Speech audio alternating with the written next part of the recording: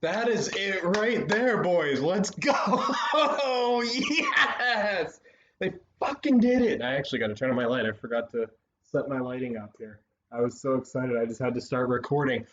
Yeah, baby. That's what it's all about. I think I accidentally woke up my neighbor. Honest to God, that overtime goal, I kid you not, is better than sex. I am just going to say it. Oh my God. Oh my God, not only that, it looked like Jacob Slavin did it.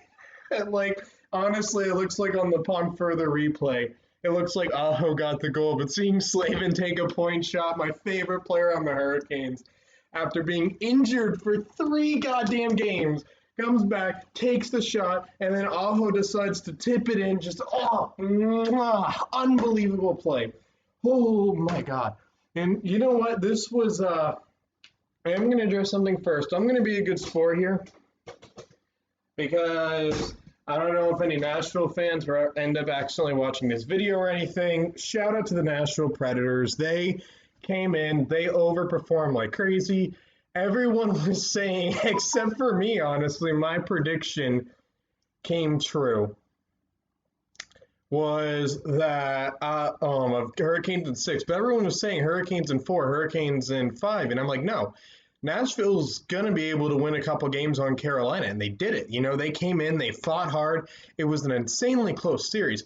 Honest to God, if 4 goals could have won either team the playoff series because 4 of the games went to overtime, 4 games in a row, not to mention. So don't let's not count out Nashville. Their fans were unbelievable to the point where they actually, I think, had an effect on the series and definitely, I think, won Nashville game 4. Game 3, maybe they win no matter what, or whichever game they won. But yeah, they faced Carolina. Nashville fans, they were incredible. Philip Forsberg had a great series. Eric Holla did a great job getting under the Hurricane skin, so shout out to him.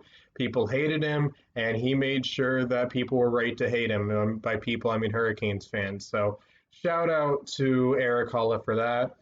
And UC Saros, oh my God, that was Cam Ward like in 2006 is what UC Saros was like. I think UC Saros is probably top 3 goalies in hockey right now. So, yeah, now that I got that out of the way, because let's fucking go, boys. I complimented Nashville. This isn't meant to gloat. I'm just honestly insanely happy because, I mean, they swept the Rangers, but this was the first hard fought series win Carolina has had in 2 years. They swept the Rangers in the play-in round, and then they lost to Boston. So, last year was a bit of a disappointment. This year they get past. This year they get past and they have a hard fought series. Nashville came in, they battled out. I believe an apology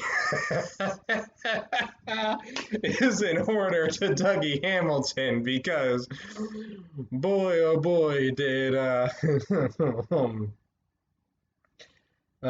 because boy oh boy was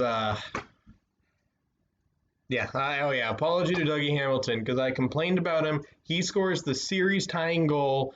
I mean, technically it was the game tying, but we tied the game and this gave us the series. So game tying goal on a clutch play again by who? Jacob fucking Slavin.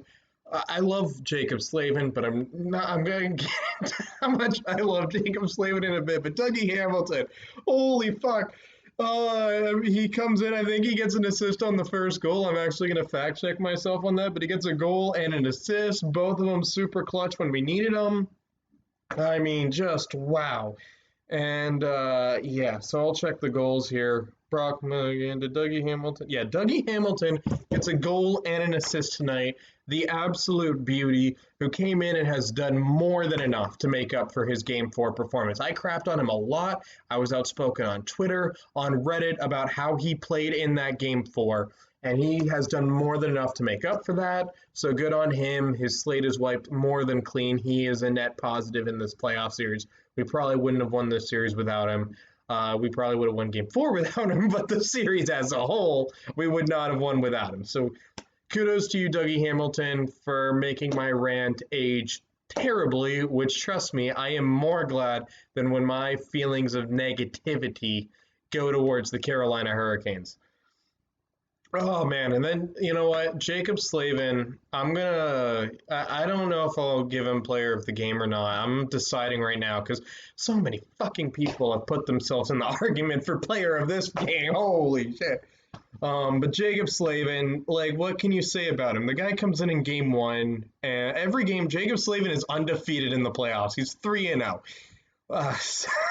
So yeah, like that's the difference this guy makes. I remember in the first period, and even in the second when Carolina sucked. In the first period, I was like, oh, like I was kind of apprehensive about, or like the first period, I constantly said, dude, Jacob Slavin's so good. He made so many good plays, so many passes and stuff that like they didn't name him by name. I'm like, put some respect on Jacob Slavin's name, Pierre and John Forsland. Uh, and you know, this is coming from two people. My computer's gonna die. Yeah, I just started recording this video because I got so damn excited. I didn't think about charging my computer at all. But when it comes to Jacob, when it comes like he just made so many good little plays this game, and that's what Jacob Slavin does. And it showed up on the stat sheet tonight. He made the amazing pass that tied the series, and he takes the shot that goes in. Whether or not he got the goal, that'll remain to be seen. I mean, Aho did tip it, so even if they don't give it to him, Aho got the series winner. But it doesn't matter. You know, you win as a team. This is the team that moves on, not the player. So who cares who got the series winning goal in the end, even though I would love for it to be my boy Jacob Slavin, who in 2015, one of the very few things I ever got right in hockey. I think in 2015 I was watching Slavin and Peshin, like, boy, this Slavin guy, he's making some really good plays with the puck. And then by 2017, he was my favorite player on the Hurricanes. That's one of the only times I've ever noticed something a little bit ahead of everyone else. So, like, oh my God, what else is there to talk about? I will point out some negatives of the game before I give Hurricane the game. That second period sucked. And it doesn't matter now. We won the series. We got past Nashville. I think if this game goes to 7, Nashville potentially wins, but we won this game, and that's all that matters because don't got to worry about game 7. I've never been so happy about not going to a hockey game because guess who bought tickets to game 7? Me. And I'm sitting here potentially waking up my neighbors. Totally excited that I'm not going to get to go to a hockey game on Sunday because I'm flying down to North Carolina. But yeah, but uh, other than that, you know, the second period was bad.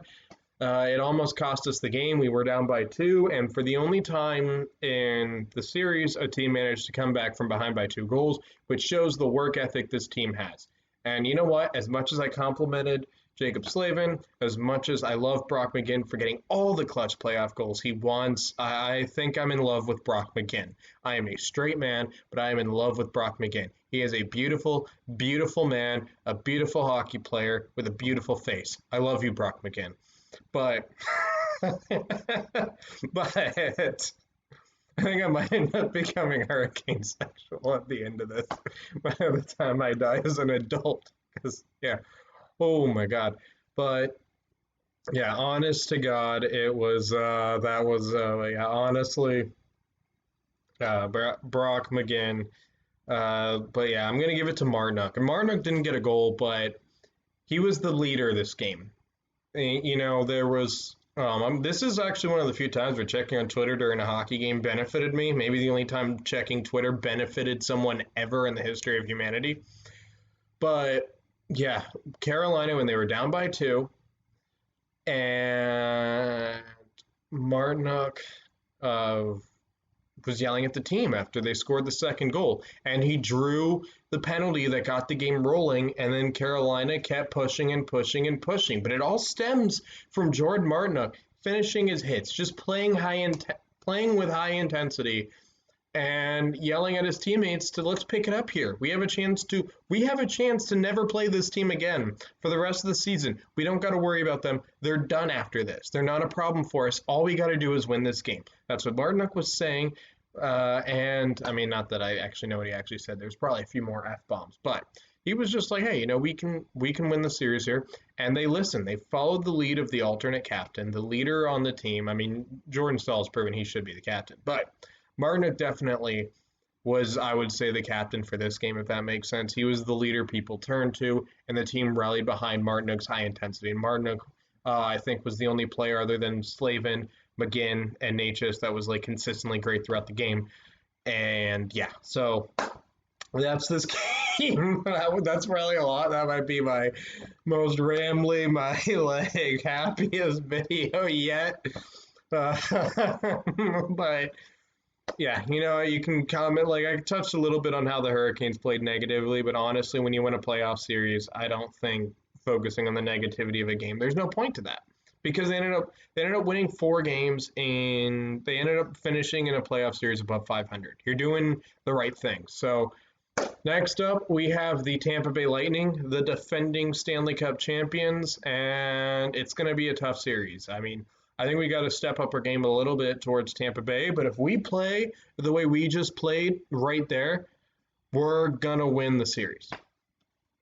But we're going to have to play that way throughout the entire series. We can't slack off. We can't play like we did in the second period. We can't play like we did in games 3 and 4. We have to play like we did in games 1, 2, and the last half of in the third period of this game. So, yeah, we have 4 down, 1 team down, 3 teams to go, 12 games to go, and honestly, it feels good to be a Hurricanes fan. Don't forget to hit like and subscribe if you like the content I'm producing on the channel. If you guys want to get alerted whenever I upload, click the bell. And if you guys want to help build a community of Canes fans on YouTube, share the video. And I'll see you guys for round fucking 2. Let's go.